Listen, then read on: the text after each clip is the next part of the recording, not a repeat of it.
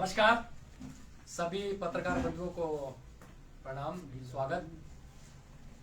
आज की इस प्रेस वार्ता में आपको बताना चाहता हूं, आपके माध्यम से पूरे हिमाचल प्रदेश की जनता को ये चीज बताना चाहता हूं कि जिस तरीके से एक के बाद एक भाजपा एक्सपोज होती जा रही है, जिस तरीके के भाजपा आम आदमी पार्टी के ऊपर षड्यंत्र, गंदी राजनीति का एक तरह से आरोप लगाती रहती है, वो एक्सपोज हुआ है।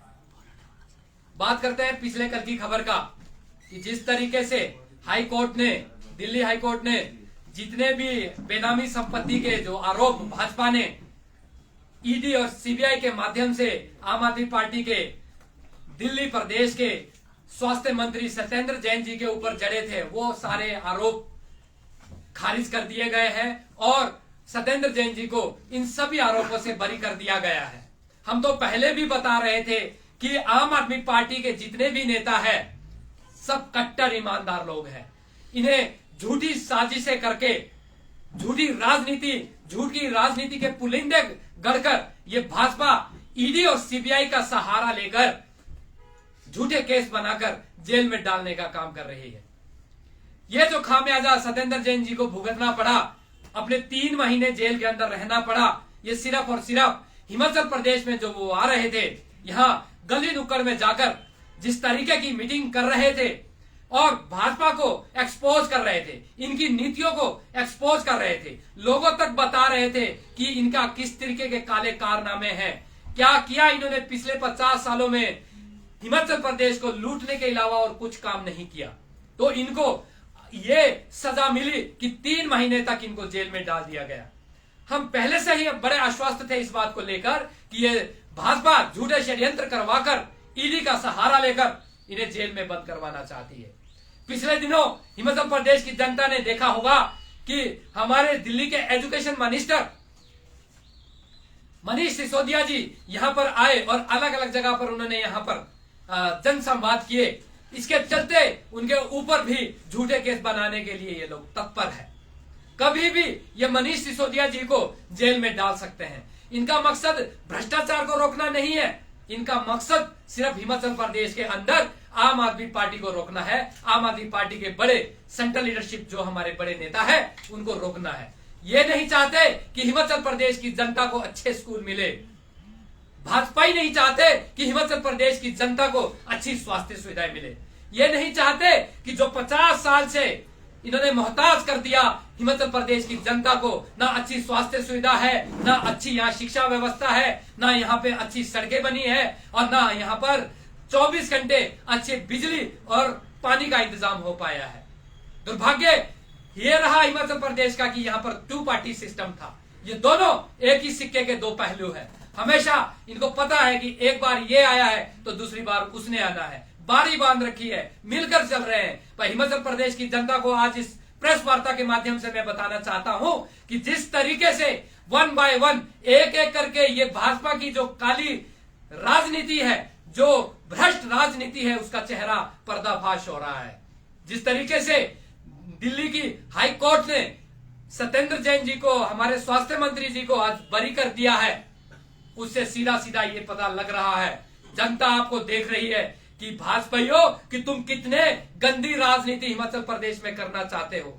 आप चाहते हो कि हिमाचल प्रदेश की जनता इन मूलभूत सुविधाओं से वंचित रहे। आप हर क्षेत्र में, हर फील्ड में आप विफल रहे, फेल रहे। आप ना तो हिमाचल प्रदेश की जनता को आज तक अच्छे स्कूल दे पाए और ना ही आप हिमाचल प्रदेश की जनता को आज तक अच्छी स्वास्थ्य सुविधा दे पाए। यदि हिमाचल प्रदेश को अच्छी स्वास्थ्य और अच्छी स्कूल की व्यवस्था, शिक्षा व्यवस्था मिलने वाली है, तो आप झूठे षड्यंत्रकारी तरीके से आम आदमी पार्टी के नेताओं को जेल में डालने का काम करोगे। ये जनता सब देख रही है और आपका ये काला चेहरा, ये घिनौनी राजनीति जो आप बांटने की राजनीति कर रहे हो, हिमाचल प्रदेश के अंदर आम आदमी पार्टी को रोक रहे हो। अब आम आदमी पार्टी रुकने वाली नहीं है। आम आदमी पार्टी का कोई भी नेता, कोई भी पदाधिकारी, कोई भी कार्यकर्ता आपकी इस गंदी राजनीति का शिकार होने वाला नहीं है। हिमाचल प्रदेश की जनता हर एक चीज को देख रही है आपकी कि किस तरीके से आपने हिमाचल प्रदेश को लूटा है, आपने 70,000 करोड़ का कर्जा दिया है हिमाचल प्रदेश की जनता को, इसके अलावा आपने कुछ नहीं। यहां हिमाचल प्रदेश के अंदर आपकी वजह से यहां एजुकेशन माफिया हावी हुआ है। आज मजबूरी में हिमाचल प्रदेश की जनता को अपने बच्चों को प्राइवेट स्कूल में पढ़ाना पड़ रहा है। आज अच्छी स्वास्थ्य व्यवस्था के लिए, अपना इलाज अच्छे से करवाने के लिए हिमाचल प्रदेश की जनता को आज प्राइवेट हॉस्पिटलों में जाना पड़ रहा है। ये आपकी देन है। हिमाचल प्रदेश की जनता ये सब कुछ देख रही है। आपकी ये घिनौनी, आपकी ये नफरत फैलाने वाली जो राजनीति है, ये किसी से भी छुपी नहीं है। हिमाचल प्रदेश की जनता सब कुछ देख रही है। तो आज इस प्रेस वार्ता के माध्यम से मैं ये बताना चाहता हूं हिमाचल प्रदेश की जनता को कि जिस तरीके से ठाकुर अनुराग और हिमाचल प्रदेश के मुख्यमंत्री ठाकुर जयराम ने जिस तरीके के आरोप लगाए पिछले 3 महीने में, समय समय पर ये बात को एक्सपोज करते रहे, ये बात लोगों को बताते रहे कि इनके स्वास्थ्य मंत्री करप्ट भ्रष्ट है, उनके ऊपर भ्रष्टाचार के आरोप लगे हैं, वो जेल में है। आज उन लोगों को माफी मांग लेनी चाहिए सत्येंद्र जैन जी से और पूरे की पूरी आम आदमी पार्टी से कि जिस तरीके से उन्होंने गंदे आरोप, जिस तरीके से आम आदमी पार्टी को बदनाम करने की जो साजिश रची थी, उसे आज उनको माफी मांगनी चाहिए। सत्येंद्र जैन जी से माफी मांगनी चाहिए कि जिस तरीके से झूठे आरोप लगाकर आप जनसभाओं में, बड़ी बड़ी सभाओं में जाकर लोगों को बता रहे थे कि ये भ्रष्टाचारियों की पार्टी है। तो आम आदमी पार्टी ने पहले भी बड़े दावे के साथ बताया था और आज भी मैं बड़े दावे से ये बात करना चाहता हूं कि ईमानदार पार्टी अगर कोई है तो वो आम आदमी पार्टी है। कट्टर ईमानदार लोग अगर किसी राजनीतिक पार्टी में है तो वो आम आदमी पार्टी है। और उसी के तहत हमारे सत्येंद्र जैन जी जो चुनाव के हिमाचल प्रदेश आम आदमी पार्टी के चुनाव प्रभारी है, आज ये चीज उन्होंने साबित करके दिखाई कि वो एक ईमानदार आदमी है और सिर्फ ये गंदी राजनीति के शिकार होने के चलते भाजपा ने उनको षड्यंत्र के तहत सीबी और ईडी के सहारे से गलत और झूठे आरोपों में फंसाया था और उनका आज ये पर्दाफाश हो चुका है। भाजपा का असली चेहरा आज हिमाचल प्रदेश की जनता के सामने आ चुका है और मुख्यमंत्री जयराम ठाकुर और अनुराग ठाकुर को आज सार्वजनिक तरीके से पूरे की पूरी आम आदमी पार्टी और सत्येंद्र जैन जी से माफी मांगनी चाहिए जिस तरीके से झूठे आरोप उन्होंने लगाए हैं। जी, यदि आपकी कोई प्रश्न है तो पूछ सकते हैं।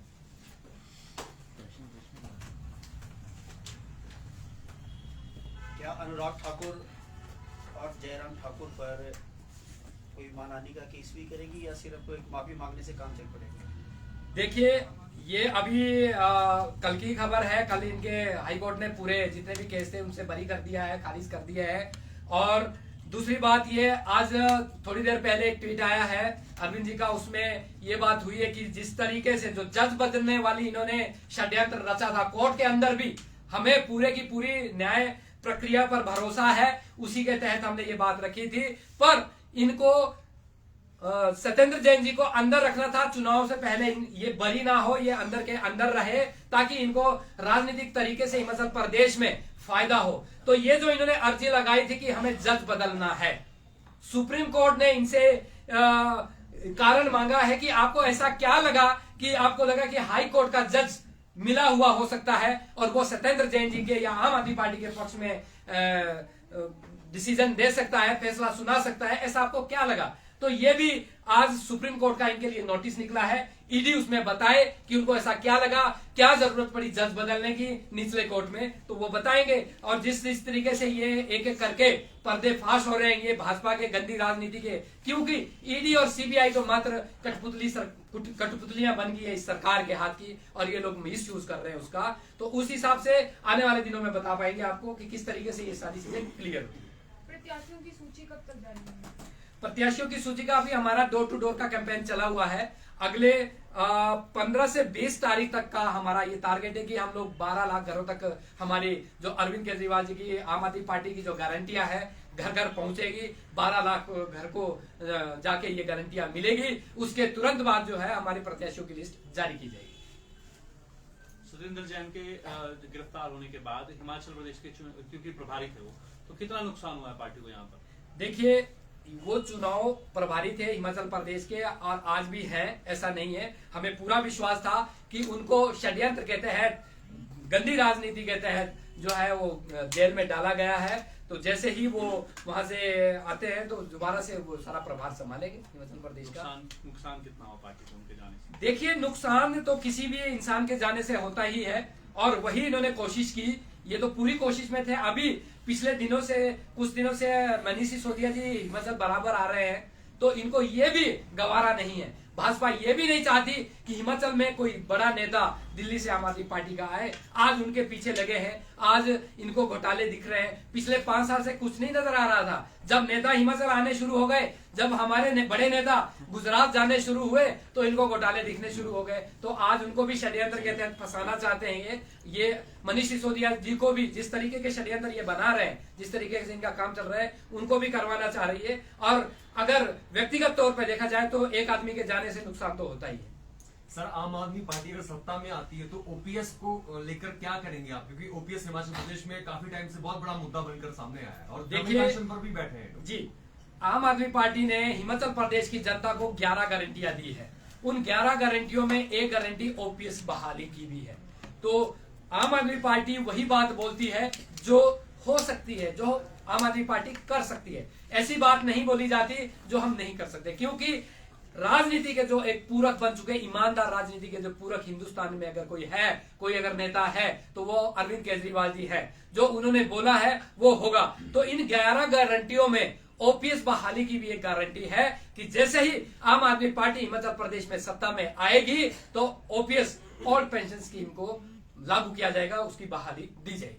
अगर आम आदमी पार्टी सत्ता में आती है, जो हिमाचल प्रदेश पे कर्ज है, क्या आम आदमी पार्टी उसे खत्म कर पाएगी?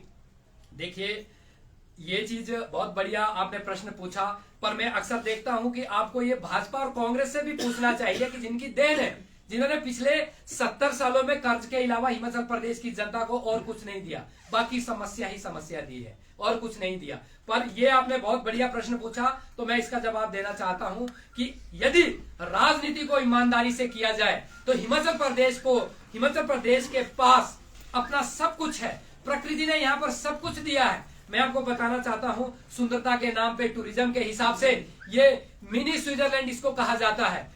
इतना ज्यादा स्कोप है यहाँ पे पर्यटन के लिए कि एक अच्छी खासी प्रदेश को इनकम हो सकती है।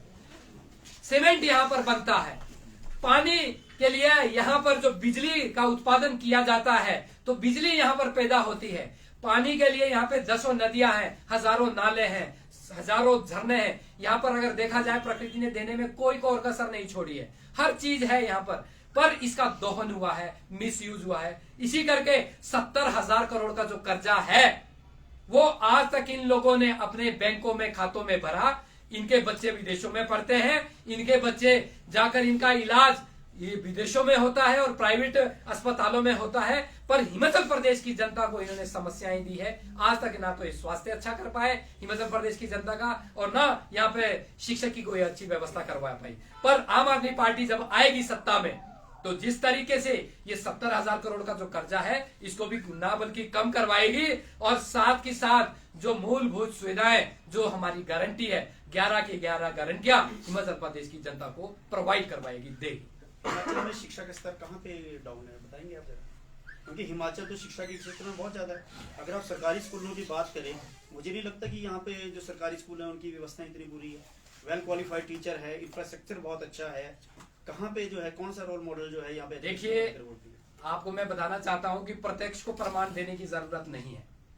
मुझे लगता है कि जितने भी पत्रकार बंधु बैठे हैं यहाँ पर, जिनके शादीशुदा है और जिनके बच्चे हो चुके हैं, मैं आप लोगों से ये प्रश्न पूछना चाहता हूँ कि कितनों के बच्चे सरकारी स्कूल में पढ़ते हैं?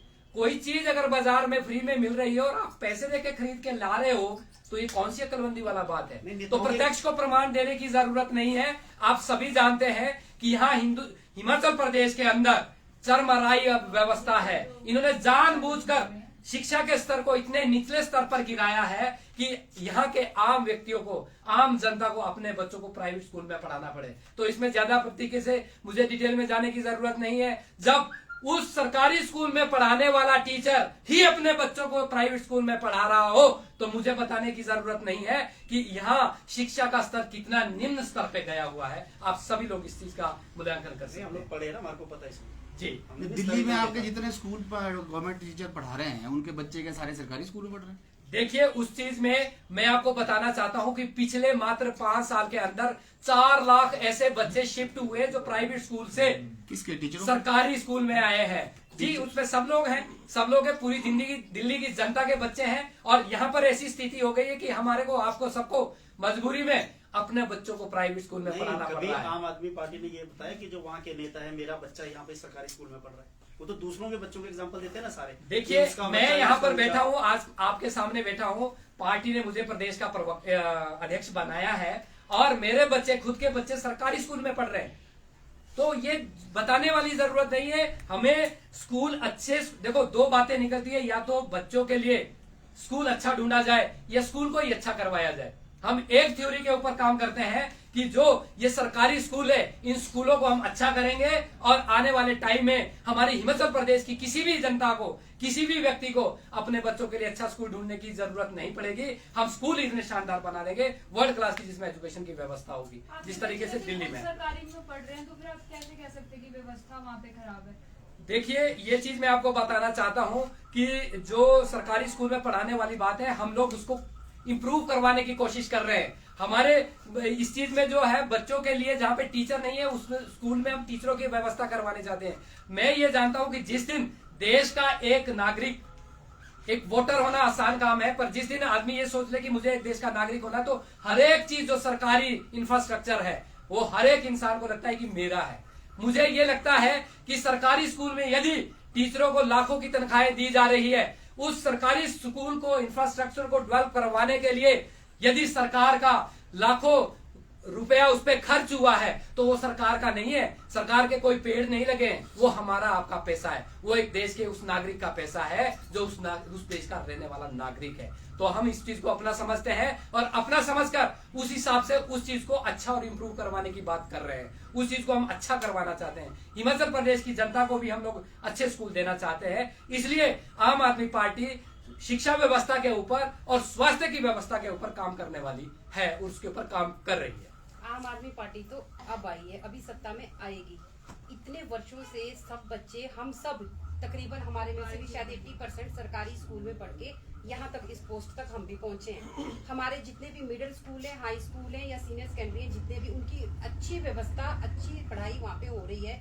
मेरी खुद सिस्टर ने अभी अपना 3 साल का बच्चा सरकारी स्कूल में डाला है, आप जाके देख भी सकते हैं। देखिए, इस चीज की जरूरत नहीं, हम भी मानते हैं कि जो हमारे प्राइमरी स्कूल है, वहाँ कहीं चलो 2 टीचर नहीं है, 1 टीचर वहाँ काम कर रहा है, लेकिन जितने भी हमारे हायर सीनियर सेकेंडरी, सब जगह पे अच्छे टीचर है, अच्छी पढ़ाई हो रही है। ऐसा तो है नहीं कि अभी तक हिमाचल अनएजुकेटेड रहा है। टॉपर्स अगर अब आप देखोगे मैं आपको तो बताना चाहता हूँ, गवर्नमेंट देखिए, अनएजुकेटेड तो कहीं भी नहीं हिमाचल है। अब हिमाचल मैं आपको ये शिक्षा में बताना सबसे चाहता हूँ, आगे है, जी केरल के बाद दूसरा जी, नंबर मैं है। आपकी बात का आंसर देता हूँ कि आम आदमी पार्टी की जरूरत क्यों पड़ी। आपने बोला कि आम आदमी पार्टी तो अभी आई है, आम आदमी पार्टी की जरूरत क्यों पड़ी। अरविंद जी ने ये बात बड़े खुले मन से बताई थी कि हम तो पार्टी आज बंद कर दे अगर ये अच्छी स्कूलों की व्यवस्था करवा दे, अच्छे अस्पताल। मैं आपसे ही पूछना चाहता हूँ, सोलन में रहते हैं आप, यहाँ पे आप सरकारी अस्पताल के अंदर जाइए, दवाइयाँ कहाँ से मिलती है, टेस्ट कहाँ से होते हैं, डॉक्टर कब मिलते हैं, कितने डॉक्टर है। और ये तो बड़ा अस्पताल है यहाँ पर जिला का, आप छोटी छोटी डिस्पेंसरियों के अंदर जाइए, धर्मपुर में आइए जहाँ से हमारे स्वास्थ्य मंत्री बिलोंग करते हैं, वहां पर आज तक भी, वहां पे भी नहीं, मैं आपको बता रहा हूँ कि इस चीज के लिए आम आदमी पार्टी की जरूरत इसलिए पड़ी कि जो चीजें, जो मूलभूत सुविधाएं हिमाचल प्रदेश की जनता को ही नहीं, पूरे हिंदुस्तान की जनता को 50 साल पहले मिल जानी चाहिए थी, आज भी उसके लिए जनता मोहताज है। नहीं, आप बात करते हैं स्कूल की, नहीं कर सकते इस चीज से। हमारे बात करते हैं स्कूल की, देखिए आज हम लोगों ने किसी टाइम स्तर था, मैं इस बात को, मैं आपकी बात को डिनाई नहीं करता हूँ, किसी टाइम पे स्तर था, पर आज हमारे आपको सबको अपने बच्चों को प्राइवेट स्कूल में पढ़ाने की क्या जरूरत पड़ी। इसलिए जरूरत पड़ी क्योंकि इन्होंने ये ट्रेंड बना के किया है। इन्होंने एजुकेशन के लेवल को इतने निम्न स्तर पर ले गए, इतना बेड़ा गर्क इन्होंने करवा दिया स्कूलों का कि हमारी आपकी मजबूरी हो गई है कि हमारे को अपने बच्चों को प्राइवेट स्कूल में पढ़ाना पड़ रहा है। चलिए, अगर आपने गवर्नमेंट स्कूल सुधार दिए तो क्या फिर प्राइवेट स्कूल सारे बंद करा देंगे? ऐसा नहीं है।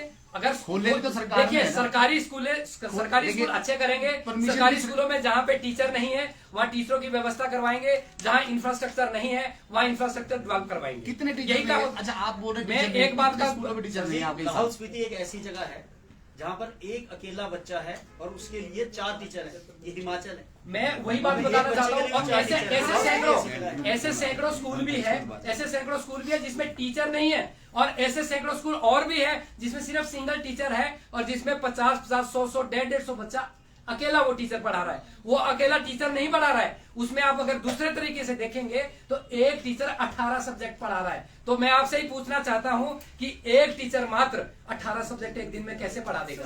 तो ये दशा है, ये दुर्दशा हमारे हिमाचल प्रदेश के अंदर एजुकेशन की बनाई है। सरकारी स्कूल में खुद विजिट किया है जहाँ पे ये लोग हिमाचल प्रदेश में। बहुत सारे हम लोगों ने, हमारी पार्टी ने एक कैंपेन चलाया था सेल्फी विद स्कूल, जिसमें सैकड़ों स्कूलों की ऐसी तस्वीरें जो सामने आई थी जिसके इंफ्रास्ट्रक्चर जर्जर अवस्था में पड़े हैं, जहाँ पे टीचर नहीं है, जहाँ पे सिंगल टीचर है, जहाँ पे ग्राउंड नहीं है, जहाँ बिल्डिंग नहीं है, बहुत सारी ऐसी चीजें आई थी हमारे पास, और हमने इस चीज का इस चीज से आप इनकार कह सकते हैं कि कुछ है ही नहीं। आप ये बोल